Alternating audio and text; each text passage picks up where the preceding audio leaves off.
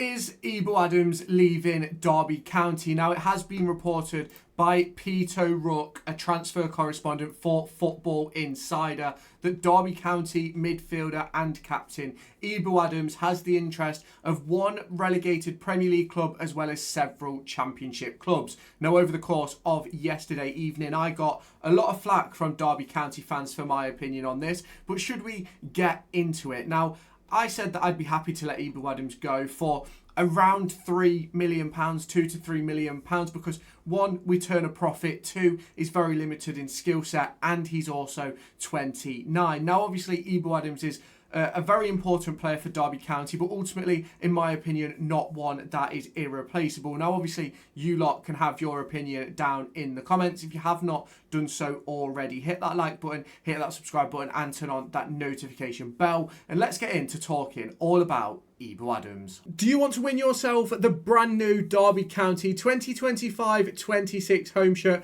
Well, I'm here to give you an opportunity to do that. There will be a link down in the description where you can head on over to raffle.com to join a raffle where you can win the Derby County home shirt. Ticket prices start at just £1 with a range of different discounts available. You can buy 2 tickets, get 2 free, 5 tickets, get 5 free, 10 tickets, get 10 free, and 15 tickets to get 15 free. The intention with this is to give you guys the opportunity to win a Derby County shirt for less than the valued cost in the shop. So if you haven't done so already, head on down to the description, click on the link in the description, which will take you over to raffle.com, create yourself an account, answer the question, and join this raffle. The winner will be announced on August 1st at 6 p.m. as the transfer window begins to draw to a close. So if you haven't done so already, head on over there and get your tickets. Now, Derby County have a bit of a special connection when it comes to Ebou Adams. Obviously, Ebou Adams spent time at Forest Green before moving to Cardiff and then ending up at Derby County. And of course,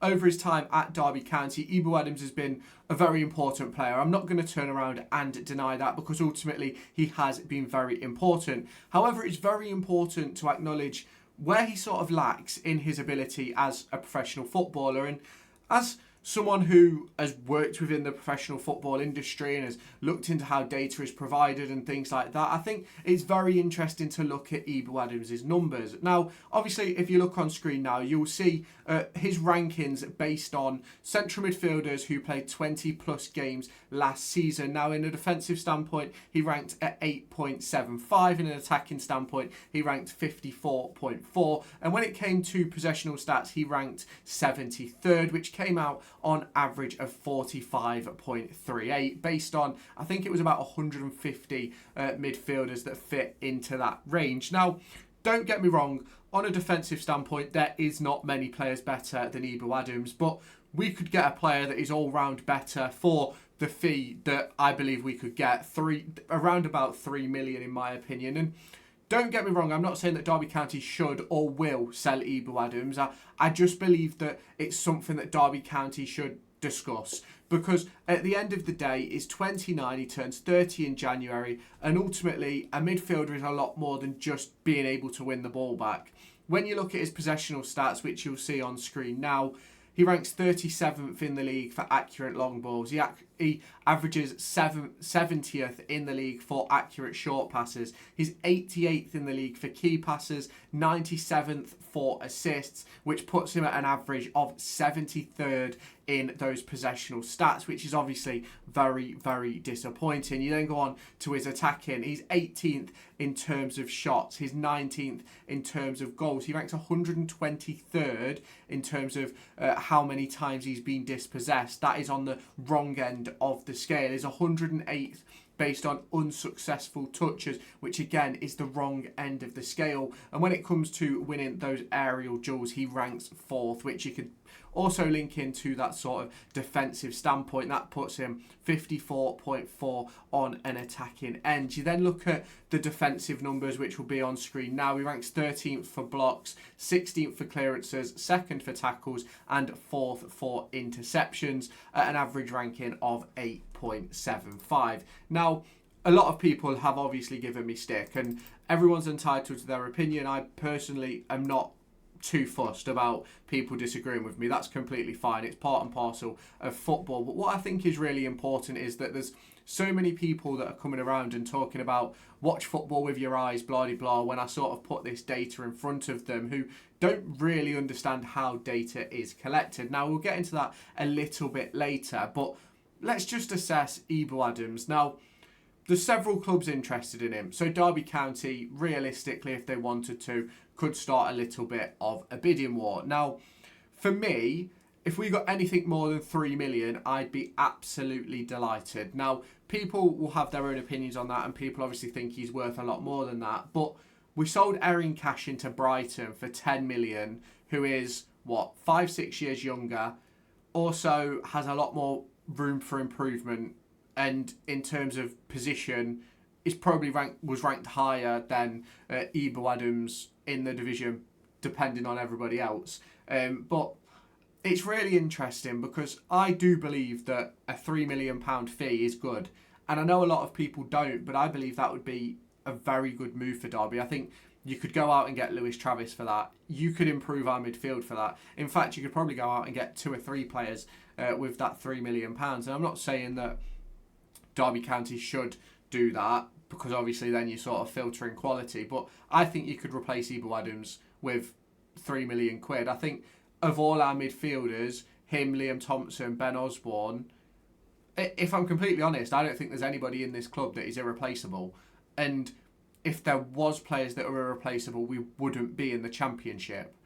I think everybody in the club has a good skill set, but everyone in the club's replaceable. Everyone has a value, and I don't understand why people are sort of away from that fact, because what we've done over the course of history is players that have a value that we could replace, we've kept time and time and time again and let them go on a free instead of cashing in. And ultimately, I think that's one of the problems Derby County have faced in their more recent history, and it's one of the reasons why we ended up in administration. Now, let's get into talking a little bit more about the data then. So, for many of you who may or may not know how data is collected within football, I think it's really interesting to sort of explain this and what an analyst does, what the data providers do to actually put these numbers out to fan bases and what they do to give to clubs. Now, obviously, there's different sort of softwares, but the software that was utilised when I was at Derby and the software that I was trained on